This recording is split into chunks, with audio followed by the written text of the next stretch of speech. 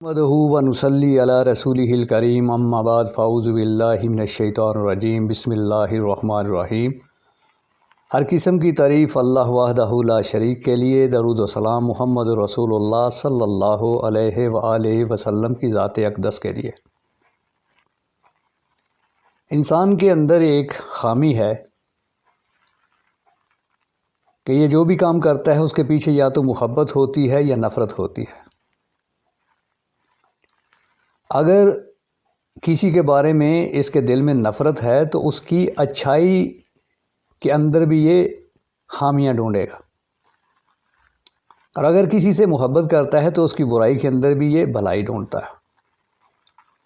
تو یہی حال یہاں چل رہا ہے صفین کے افسانے میں، کہ اس کے پیچھے جو معاملہ ہے وہ بغض کا ہے، حسد کا ہے، کینے کا ہے۔ اسی لیے تو جتنے فراڈیے ہیں، جتنے جھوٹے ہیں، جتنے کذاب ہیں، جتنے دھوکہ باز ہیں، وہ اس کو لکھنے والے ہیں، اور ان کی تحریر میں ان کا بغض، ان کا حسد، ان کا کینہ، ان کی اسلام دشمنی ظاہر ہوتی ہے، سامنے آتی ہے۔ تو آئیے بات کو لے کر آگے بڑھتے ہیں۔ یہ طبری ہے، جز نمبر 4 صفحہ نمبر 29، ابو جعفر ہے جو اس کو بیان کرنے والا ہے، تو ابو جعفر کے آگے یہ سند جاتی ہی نہیں، اور بیان کرنے والے وہی جھوٹے فراڈیے، دھوکے باز، فریبی، جو دین کا بغض اپنے دلوں میں رکھے ہوئے صحابہ رضوان اللہ علیہم اجمعین کے بارے میں حسد، کینہ، بغض، دشمنی اپنے دلوں میں رکھے ہوئے وہی بیان کرنے والے ہیں۔ تو کہتا ہے کہ جب عمار بن یاسر رضی اللہ تعالیٰ عنہ شہید ہو گئے تو حضرت علی رضی اللہ تعالیٰ عنہ نے ربیہ اور حمادان قبیلوں کو آواز دی، پکارا کہ آؤ میری مدد کے لیے، تم ہی میری ذرہ ہو اور تم ہی میرا نیزہ ہو۔ تو یہ سنتے ہی تقریباً 12,000 سپاہی حضرت علی رضی اللہ تعالیٰ عنہ کے پاس جمع ہو گئے۔ اب یہ اس طرح حرف بہ حرف بات کو بیان کرتا ہے جیسے اسٹیڈیم میں کیمرہ لگا ہو تو اس کو پتہ ہوتا ہے کہ کون سا کھلاڑی کیا کر رہا ہے، بالنگ کون کروا رہا ہے، بیٹنگ کون کر رہا ہے، شاٹ کے بعد گیند گئی کس کے پاس۔ تو یہ ایک ایک چیز کو نوٹ کر رہا ہے، جس سے یہ چیز ثابت ہوتی ہے کہ یہ خود بنا رہا ہے۔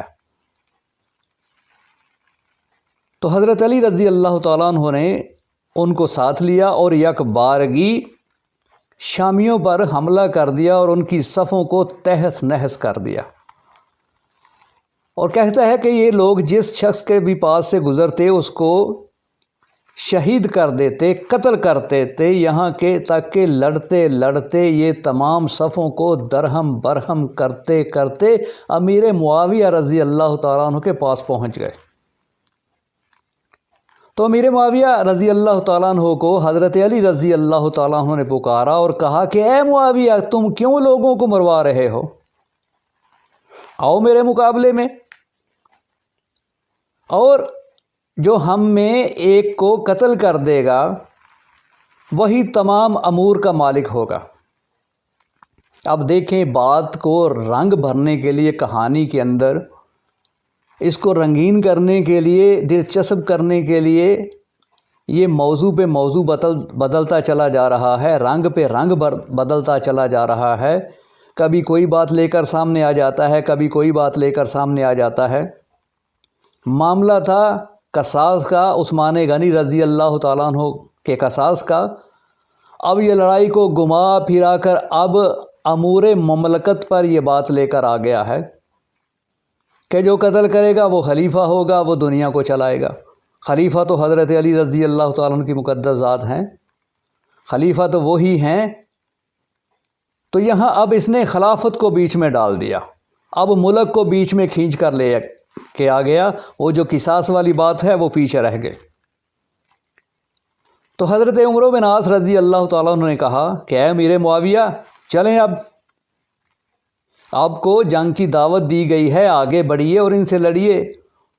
تو امیر معاویہ رضی اللہ تعالیٰ عنہ کیا کہتے ہیں، یہ دیکھیں افسانوں والی بات، کہا کہ اے عمرو بن عاص رضی اللہ تعالیٰ عنہ، آپ نہیں جانتے کہ جو بھی ان کے مقابلے میں جائے گا یہ اس کو قتل کر دیں گے؟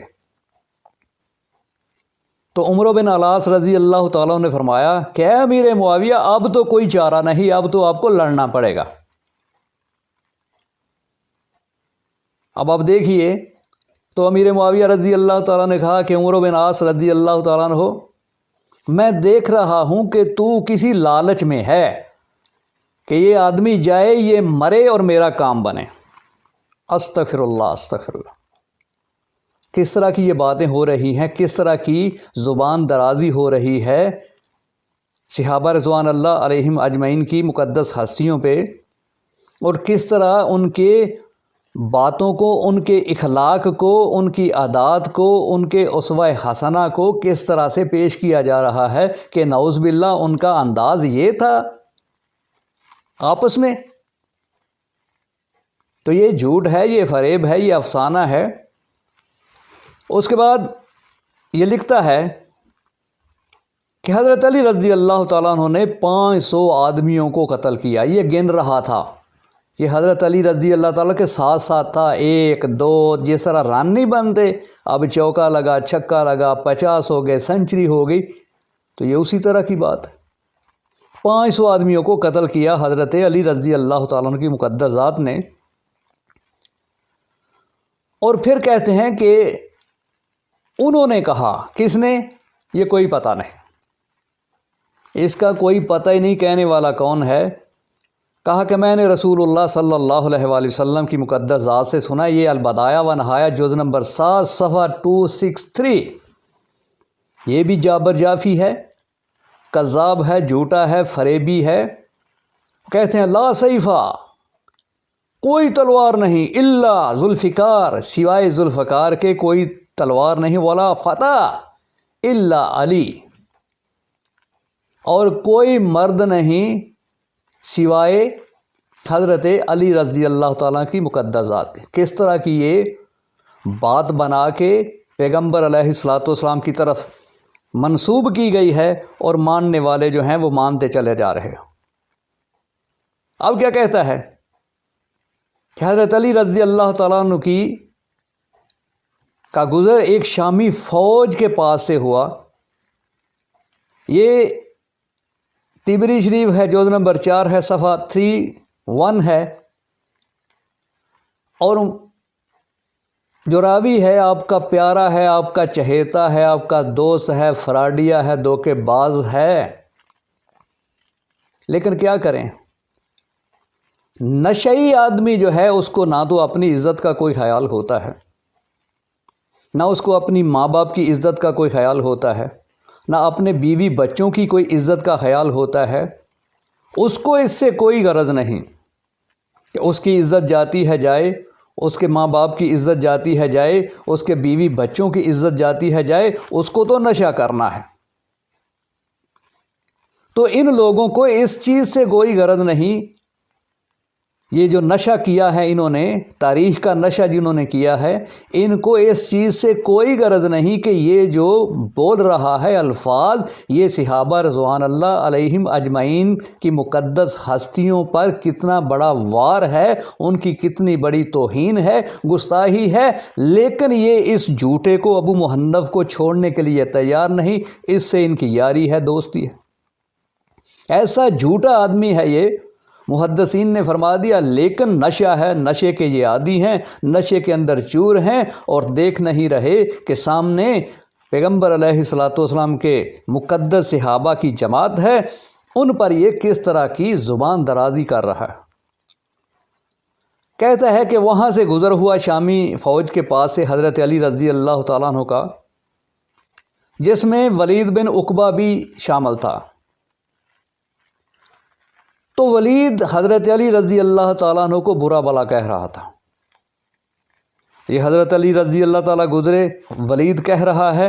اس کے بعد کہتا ہے کہ حضرت علی رضی اللہ تعالیٰ عنہ کو جب یہ بات بتائی گئی، پہلے کہتا ہے کہ وہ گزرے، وہ برا بھلا کہہ رہا ہے، اب کہتا ہے کہ ان کو بعد میں بات بتائی گئی۔ دیکھیں کیسا رنگ بھر رہا ہے۔ کس طرح کی ڈرامے بازی کر رہا ہے، کس طرح کا دھوکہ دے رہا ہے۔ تو حضرت علی رضی اللہ تعالیٰ عنہ کو جب یہ پتہ چلا کہ وہ مجھے برا بھلا کہہ رہا ہے ولید بن عقبہ، تو کہا اپنے ساتھیوں سے ان پر حملہ کر دو۔ اب یہ وہ مقدس ہستیاں ہیں جو اپنی ذات کے لیے کسی پر حملہ نہیں کرتے، جو اپنی ذات کے لیے کسی کو دکھ تکلیف نہیں دیتی۔ لوگ ان کو تکلیفیں دیتے ہیں، برا بھلا کہتے ہیں، لیکن یہ اپنی ذات کے لیے نہیں لڑتے، یہ رب کی ذات کے لیے لڑتے۔ تو کہا کہ ان پر حملہ کر دو سکون کے ساتھ، اور وقار کو ہاتھ سے مت چھوڑنا، اللہ کی قسم۔ ان کے قائد کون ہیں؟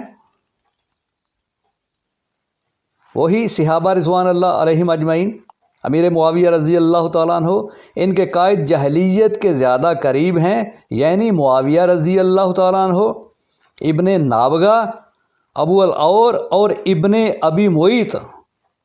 میں ان کو اسلام کی دعوت دیتا ہوں، یہ مجھے بت پوجنے کی دعوت دیتے ہیں۔ اب آپ اندازہ کریں کہ عثمان غنی رضی اللہ تعالیٰ عنہ کے شہادت کے قصاص کی بات چلی تھی، کبھی وہ امور مملکت کو گھسیٹ کر بیچ میں لے آتا ہے، اور ابھی یہاں کیا کہہ رہا ہے کہ امیر معاویہ مجھے بت پوجنے کی دعوت دیتے ہیں۔ انا للہ و انا الیہ راجعون۔ یہ طبری شریف ابو محنف ہے، آپ کا دوست ہے، آپ کا ساتھی ہے، آپ اس کی بات کو مانیے۔ یہ افسانوں میں، قصوں میں رنگ بھرا جا رہا ہے، اور مسلمان اس بات کو مانتا جا رہا ہے۔ حیرت تو اس بات پہ۔ تو آئیے بات کو تھوڑا سا لے کر آگے بڑھتے ہیں اور دیکھیں کس طرح کے رنگ بھرے ہیں انہوں نے۔ ابو جعفر کہتا ہے، یہ مصنف ابن ابی شیبہ جلد نمبر 12 صفحہ 423، یہ بھی ابو جعفر ہے جو پہچانا نہیں جاتا۔ اور کیا لکھتا ہے کہ جب بھی کوئی قیدی حضرت علی رضی اللہ تعالیٰ عنہ کے پاس لایا جاتا تو حضرت علی رضی اللہ تعالیٰ عنہ اس سے اس کی سواری اور اس کا ہتھیار لے لیتے، اور اس سے یہ عہد لیتے کہ آئندہ ہمارے مقابلے پہ نہیں آئے گا، اور اس کو چھوڑ دیتے۔ ہاں جی آفا صاحب، آیا جی مزہ؟ تاریخ تسی آندے سو پڑھیا کرو، یہ ہے تاریخ۔ اس کے بعد ابو فاختہ کہتے ہیں کہ میرے پڑوسی نے مجھے خبر دی۔ ٹھیک ہے بھائی، یہ بڑی پکی خبر دی ہے کہ میرے پڑوسی نے مجھے خبر دی کہ صفین کے دن ایک قیدی کو لے کر حضرت علی رضی اللہ تعالیٰ عنہ کے پاس لایا گیا۔ انہوں نے اس سے فرمایا، میں تمہیں باندھ کر ہرگز قتل نہیں کروں گا، میں اللہ سے ڈرتا ہوں۔ دیکھو، ادھر مار بھی رہے ہیں، قتل بھی کر رہے ہیں، 500 آدمیوں کو قتل کر دیا، اور ادھر کہہ رہے ہیں کہ میں اللہ سے ڈرتا ہوں، میں تمہیں مارنا نہیں چاہتا۔ یہ کیا ہو رہا ہے؟ یہ کون کر رہا ہے؟ یہ کون ہے جو اس طرح کی باتیں کرتے ہیں اور ہم مان جاتے ہیں؟ اللہ کے لیے، اللہ کے بندو، ہوش کرو، آنکھیں کھولو۔ کہیں غفلت میں، کہیں جہلیت میں رہ کر ان لوگوں کی باتوں میں آ کر، بہکاوے میں آ کر اپنے اکابرین کے بارے میں ایسے الفاظ، ایسا دل کے اندر وہم و گمان، بغض، حسد، کینہ مت پال لینا کہ کل رب کے سامنے شرمندہ۔ تو بات کو لے کر یہیں سے آگے بڑھیں گے۔ اپنے لیے بھی اللہ رب العزت سے دعا ہے، آپ سب دوستوں، بزرگوں اور ساتھیوں کے لیے بھی اللہ رب العزت سے دعا ہے کہ اللہ تبارک و تعالی ہم سب کو صحیح دین کو سمجھنے اور اس پر عمل کرنے کی توفیق عطا فرمائے۔ وآخر دعوانا ان الحمد للہ رب العالمین۔